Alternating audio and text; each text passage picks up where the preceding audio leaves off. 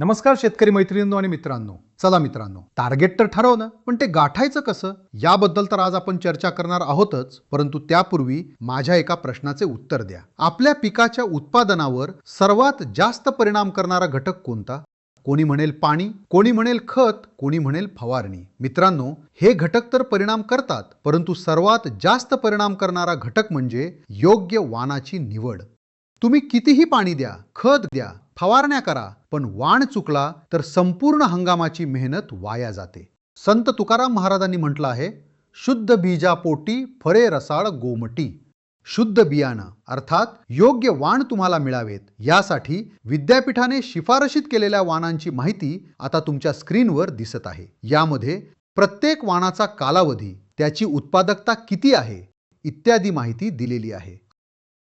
आता यापैकी नक्की कोणता वाण निवडावा असा प्रश्न तुम्हाला पडला असेल तर मित्रांनो, टेन्शन घेऊ नका. यासाठीचा एक मस्त उपाय म्हणजे फक्त 4 प्रश्न लक्षात ठेवा. हे 4 प्रश्न गटातील परिसरातील शेतकऱ्यांना विचारले की निर्णय सोपा, एकदम सोपा होऊन जातो. पहिला प्रश्न, तुमच्या भागात हे वाण येते का?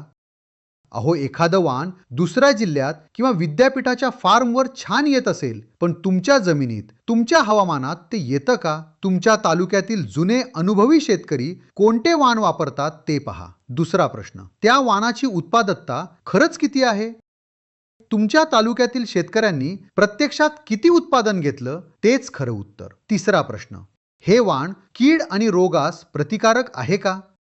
कीड आणि रोगामुळे उत्पादन घटतं आणि फवारणीचा खर्च वाढतो. त्यामुळे तुमच्या भागात जे रोग, ज्या किडी जास्त येतात त्याला तोंड देणारे वाण निवडावेत. चौथा प्रश्न, या वाणाला बाजारात चांगली मागणी आहे का? व्यापारी कोणतं वाण मागतात, कोणत्या वाणाला चांगला भाव मिळतो याचा आधीच अभ्यास करा. तर मित्रांनो, योग्य वाण निवडण्यासाठी हे 4 प्रश्न नक्की विचारा. तुमच्या भागात हे वाण येते का? त्याची खरी उत्पादकता किती?